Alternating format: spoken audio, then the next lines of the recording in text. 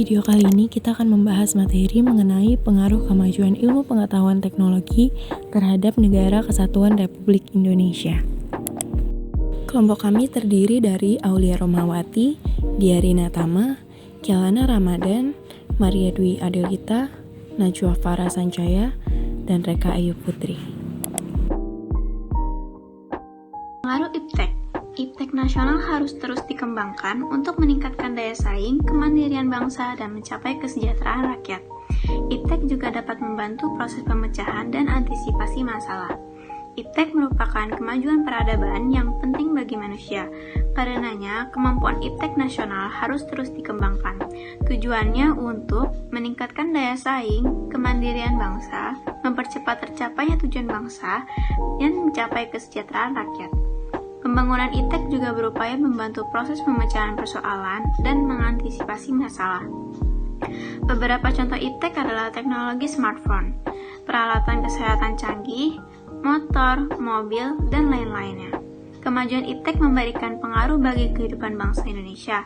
Pengaruh tersebut dapat berupa hal positif ataupun negatif. Pengaruh positif IPTEK yang pertama adalah politik, yaitu meningkatkan hubungan diplomatik antar negara, memperluas hubungan kerja sama antar daerah, memberikan dorongan yang besar terhadap konsolidasi demokrasi di banyak negara, tersampainya informasi dan berita tentang politik dengan cepat. Aspek ekonomi. Pengaruh positif IPTEK bagi kehidupan ekonomi yang dapat kita ambil diantaranya 1. Meningkatnya investasi asing di negara kita. 2. Terbukanya pasar internasional bagi dalam negeri. 3. Mendorong para pengusaha untuk meningkatkan efisiensi. 4. Meningkatkan kesempatan kerja dan devisa negara. 5. Meningkatkan kemakmuran masyarakat. 6. Menyediakan dana tambahan untuk pembangunan ekonomi. Aspek sosial budaya. 1. Informasi di lingkungan masyarakat bisa diterima oleh masyarakat. 2. Mempermudah seseorang di suatu negara untuk mengetahui berbagai macam budaya di negara lain. 3. Sosialisasi kebijakan pemerintah yang lebih cepat sampai kepada masyarakat. 4. Segala informasi di dunia adalah berkat perkembangan IPTEK. Dampak positif terhadap pengaruh kemajuan ilmu pengetahuan teknologi di aspek hukum dan pertahanan keamanan. Yang pertama itu ada menguatnya supremasi hukum atau menguatnya keadilan hukum. Contohnya, tilang yang dilakukan secara elektronik atau online sehingga mengurangi penilangan secara ilegal yang dilakukan oleh oknum-oknum tertentu. Selanjutnya yang kedua ada menguatnya regulasi hukum atau peraturan perundang-undangan. Contohnya di sini diterapkan peraturan tentang tata cara belajar online di masa pandemi, sehingga siswa tetap bisa belajar walaupun hanya secara daring. Yang ketiga, makin menguatnya tuntutan terhadap tugas-tugas penegak hukum yang lebih profesional. Contohnya di sini kemudahan dalam mengakses hasil putusan pengadilan pada laman website resmi pengadilan di suatu daerah. Dan yang terakhir, yang keempat, ada menguatnya kepercayaan masyarakat pada lembaga pertahanan dan keamanan. Contohnya di sini, masyarakat itu sekarang bisa meminta perlindungan melalui website resmi masing-masing lembaga pertahanan dan keamanan negara. Nah, selain dampak-dampak positif tadi, ternyata ada juga nih dampak-dampak negatifnya dari pengaruh perkembangan IPTEK di aspek hukum, pertahanan, dan keamanan. Apa aja sih? Berikut penjelasannya. Dampak negatif di bidang ekonomi, yang pertama banyaknya pengangguran, yang kedua sifat konsumtif, yang ketiga memperparah kesenjangan sosial, yang keempat banyaknya kejahatan melalui internet, yang kelima banyak aksi tipu menipu dalam jual beli online, yang keenam banyak situs yang menyediakan perjudian online.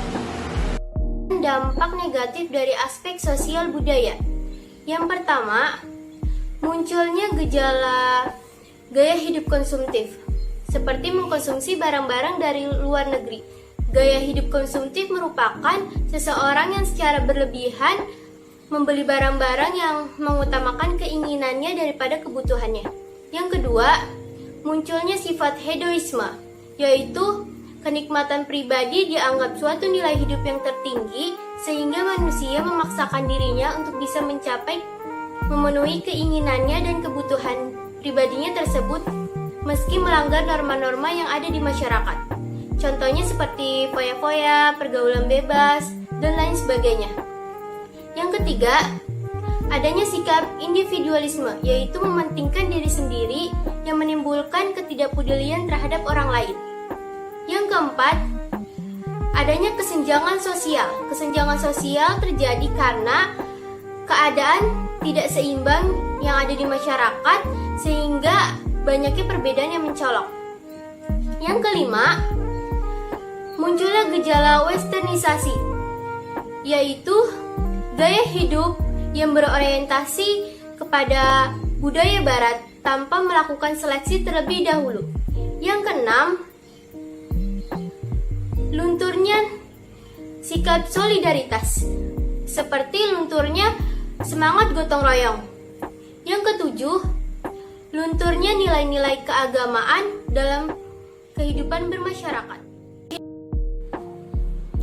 Kemudian ada dampak negatif iptek di bidang hukum, pertahanan, dan keamanan. Yang pertama, timbulnya tindakan anarki. Pernah loh terjadi insiden rasial yang berawal dari provokasi-provokasi di media sosial yang kemudian memicu kerusuhan di Papua tahun 2019. Media sosial kan bisa diakses semua orang, maka itu bisa disalahgunakan oleh orang-orang yang tidak bertanggung jawab yang menyebarkan provokasi kebencian di media sosial secara bebas. Jadi hati-hati menggunakan media sosial.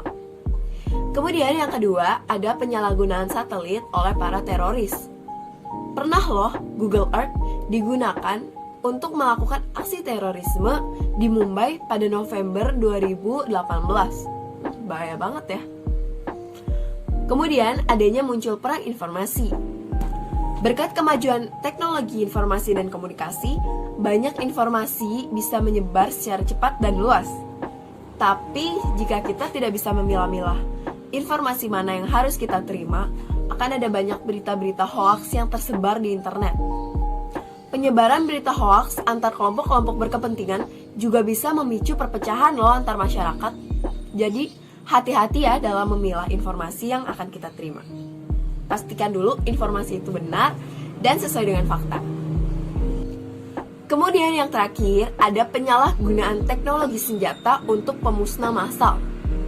Pada masa Perang Dunia, banyak pihak-pihak yang menggunakan nuklir untuk perang, untuk memperoleh kemenangan. Namun, jika itu digunakan secara sewenang-wenang dan tidak bertanggung jawab, itu akan mengancam keberlangsungan hidup umat manusia. Jadi, lebih baik kita lebih damai aja deh daripada perang-perang. Oke, tadi itu adalah penjelasan dampak positif dan dampak negatif iptek bagi Negara Kesatuan Republik Indonesia. Jadi, teknologi itu kayak pisau bermata dua. Jika kita menggunakannya dengan baik, itu akan berdampak positif, dan jika disalahgunakan, itu bisa berdampak negatif. Jadi, hati-hati ya dalam penggunaan teknologi. Sampai jumpa lagi.